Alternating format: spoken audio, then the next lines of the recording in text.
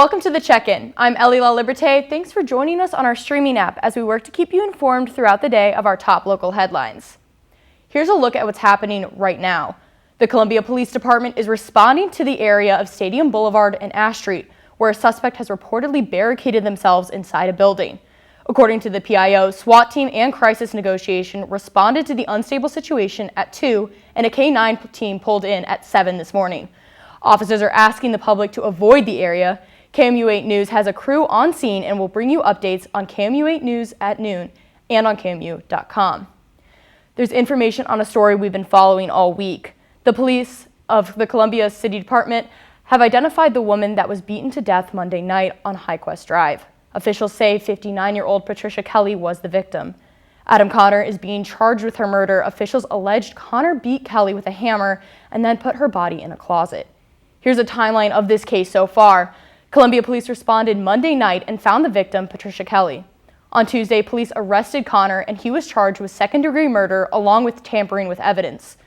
On Wednesday, Connor made an initial appearance in court where he was denied bond and remains in the Boone County Jail. Then yesterday, police identified Kelly as the victim. Connor will have a bond hearing next Wednesday and a preliminary hearing on November 10th. Despite legal pleas from voter rights groups, Missouri's new voter ID law will stay on the books for November's election, at least for now. Judge John Beadham dismissed a lawsuit challenging Missouri's new election law, putting the Missouri NAACP failed to show specific reasoning for the court to hear it. But Denise Lieberman, a lawyer with the Missouri Voter Protection Coalition, is confident they will get a day in court. Today's decision is not the end of the line for our legal challenge to Missouri's voter ID requirements. It's a procedural decision, but ultimately this case will move forward and will ultimately be decided in the Missouri Supreme Court. Lieberman also filed a separate lawsuit challenging part of the new law that makes it illegal to pay people who are registering voters. That law is still pending.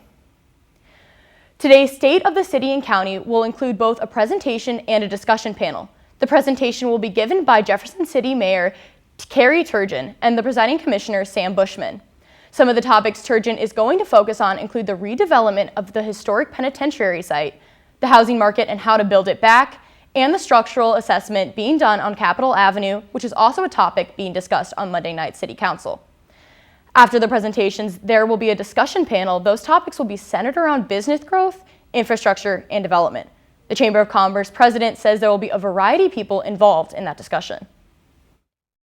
A couple of members of the City Council, 2 other members of the Cole County Commission, and then a couple of our business leaders who are very involved in advocacy for the Chamber will be a part of that panel as well.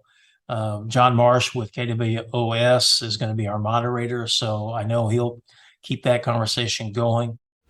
The State of the City and County will start today at noon at the Capitol Plaza Hotel. That's what we're working on for now. We'll have a full newscast coming up at KMU8 News at noon. I'm Ellie La Liberté. Thanks for checking in.